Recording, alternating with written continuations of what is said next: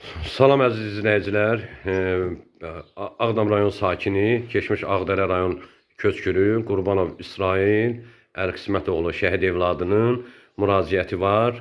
Buna qarşı olan haqsızlığa görə bir dənə video çıxış etmək istəyir. Bugün özünüzü yenidən təqdim edin. Qurbanov İsrail Ərqismətoğlu. Aha. Siz neçə, bəli, danış. Şəhidlik vəsiqəsi, bu da pasport. Hə, hə. Siz neçə ildir gözdən əlilliyi alırdınız? 2 ildir gözdən 50 aldım. Sonra vaxt bitdiyinə görə təzədən müraciət elədik. 2 il vaxtınız bitəndən sonra əziz izləyicilər, əziz və hörmətli məmurlarımız, cənab prezident, vitse-prezident və deməli Ağdərə rayonunun yeni deputatı Anar Məmmədova, Ombudsmana bizim müraciətimiz, bizim xahişimiz, vətəndaşın müraciəti odur ki, 2 ildir pensiya alırdı, təzədən Zərif Əliyev adına göz klinikasına gedib, oradan sənətini alıbdı, sənəti də göstərə bilərik.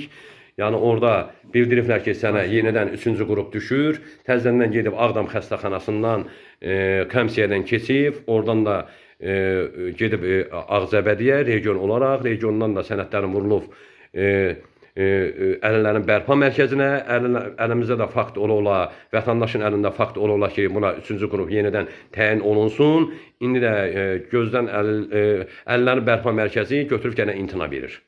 İmtina verir ki, siz askı ilə gözünüz 50% görür. Bunun da hal-hazırda askısız gözü, bir gözü 4%dir, bir gözü 0%dir.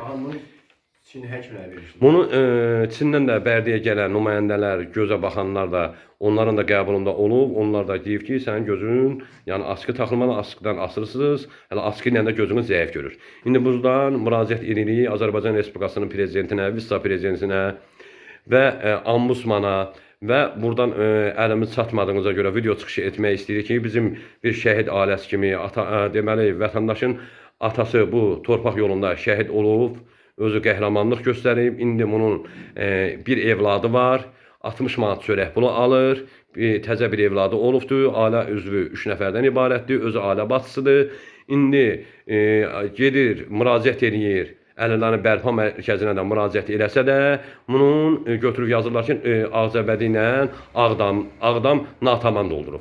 İndi biz bunlar natamam doldurub deyim, bunun əziyyətini şəhid ailəsi çəkməlidir. Budur, ağzı dolu bəzi məmurlar deyir ki, şəhid ailələrinə hörmət edirik, diqqət göstəririk. Bu, əlillərin bərpa mərkəzinin şəhid evladına göstərdiyi diqqətsizliyi biz buradan məcbur olub çəkib işıqlandırırıq. Biz yalnız Azərbaycanda 2 nəfərdən kömək istəyirik. Çünki cənab prezidentdən, vitse-prezidentdən kömək istəməsək, heç kim şəhid ailəsinə baxası deyil. Sizdən artıq dərəcədə xahiş edirəm ki, şəhid ailəsinin, şəhid evladını da özün dinləyəsiniz. Buyurun, siz özünüz də deyim. Girmişdim əlillərin bərpa mərkəzinə. Orada mən askını çıxardım, sonra mənim gözüm insan görmür. Aha. Deyirəm ki, askı ilə nə deyirlər ki, 50% görür. Askı ilə deyir ki, 50% düşür. Sənin gözünə pensiya düşmür. Baba, askı ilə bunun bir gözü 50% deyir görür. Bir gözdə vəbşim heç yaxşı görmür. Və bu kör olmalıdır. Və bu askının bu nəyə görə bu askını çıxardıblar? Askını çıxardıblar ki, vətəndaşın, insanın gözü görməyəndə askı taxsın, askı ilə yaxşı görsün. Hə, sonra nə deyirlər? Askını çıxardan sonra mən insanı görə bilmirəm. Mən orada deyirəm ki, mən askını çıxardan sonra insanı görə bilmirəm. Heç bir gözüm də görmür yaxşı. Sağlamı kağıda gedib Allah banisədən ki, sağ sağlamı kağıdı vermirik ki, sənin gözündə problem var. Bizim hörmətli dövlət orqanlarından hər birindən xahiş edirəm. Özün də xahiş elə. Buradan müraciət edirəm cənab prezidentə, xahiş edirəm ki, hakimiyyətdarlıq eləyin. Mənim gözüm askını çıxardan sonra deputatımızdan Anar Məmmədovdan, Ombudsmandan, Mehriban xanımdan da, dövlət orqanlarından hər birindən kömək istəyir və xahiş edir ki, mənə o vətəndaş deyir, mənə olan haqsızlığı yəni yerdə qoymasınlar. Xahiş edirəm mənə təzədən Ağcabədi ilə bərabər Ağdam həkimləri yenidən mənim forma həştətçilərimi hazırlayıb yenidən vursunlar. Bizim burada müraciətimiz Azərbaycan Respublikasının yenə prezidentinə və vitse-prezidentinə xahiş edirik ki, yəni şəhid ailəsini, şəhid evladının olunan haqsızlığa dövlət orqanları araşsın, cənab prezidentin diqqətində olsun, vitse-prezidentin diqqətində olsun ki, bəzi vaxtda deyirlər ki, məmurların, kiçik məmurlar vətəndaşlara yaxşı baxır.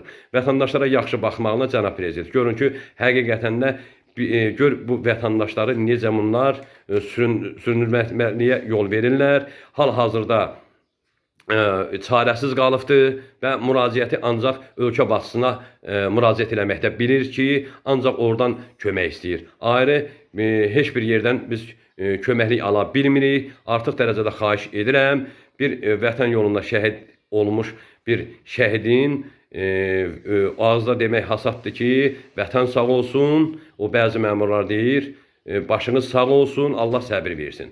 Amma indi hal-hazırda bizi belə şəhid evladına belə zülm verməkdən Allah bizim səbrimizi kəssin. Heç vaxt bizə də səbir verməsin. Xahiş edirəm adiyyəti orqanlardan, xahiş edirəm Bərdə rayonu 866 nömrəli qəsəbə, bina 13, mənzil 30-da yaşayan şəhid evladı çarəsiz durumda qalıb ölkə başçısına müraciət edir. Tez bir zamanda inşallah ümid edirik ki, ölkə başçısı bunu görər, bizim bu bəzi məmurlarımızın, bizə belə zülm verən məmurları dəmir yumruğu da vurar bunların başına.